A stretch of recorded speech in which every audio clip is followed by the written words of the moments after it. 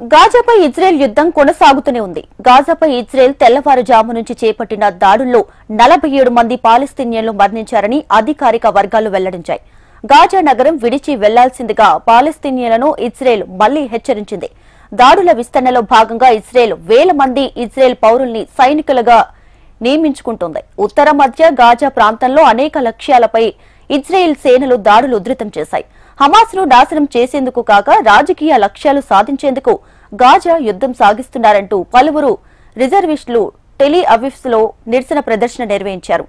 మువాసి శరణార్థి శిబిరంలో సదుపాయాలు కల్పిస్తున్నామని, గాజా వాసులు అక్కడికి మారాలని ఇజ్రాయెల్ సైనిక ప్రతినిధి అవిచియా అద్రాయి తెలియజేశారు. ప్రపంచ దేశాల విమర్శలను బేఖాతరు చేస్తూ ఇజ్రాయెల్ ప్రభుత్వం గాజా నగరంపై విస్తృత దాడులకు పాల్పడుతుంది.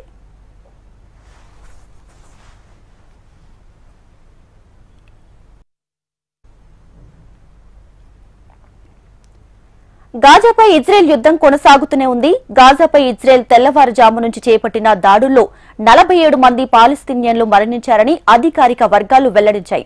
గాజా నగరం విడిచి వెళ్లాల్సిందిగా పాలస్తీనియన్లను ఇజ్రాయెల్ మళ్లీ హెచ్చరించింది. ఇక దాడుల విస్తరణలో భాగంగా ఇజ్రాయెల్ వేల మంది ఇజ్రాయెల్ పౌరుల్ని సైనికులుగా నియమించుకుంటుంది. ఉత్తర మధ్య గాజా ప్రాంతంలో అనేక లక్ష్యాలపై ఇజ్రాయెల్ సేనలు దాడులు ఉధృతం చేశాయి. హమాస్ ను నాశనం చేసేందుకు కాక రాజకీయ లక్ష్యాలు సాధించేందుకు గాజా యుద్ధం సాగిస్తున్నారంటూ పలువురు రిజర్విస్టులు టెల్ అవీవ్ లో నిరసన ప్రదర్శన నిర్వహించారు.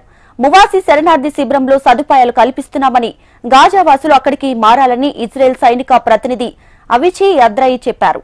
ప్రపంచ దేశాల విమర్శలను బేఖాతరు చేస్తూ ఇజ్రాయెల్ ప్రభుత్వం గాజా నగరంపై విస్తృత దాడులకు పాల్పడుతుంది.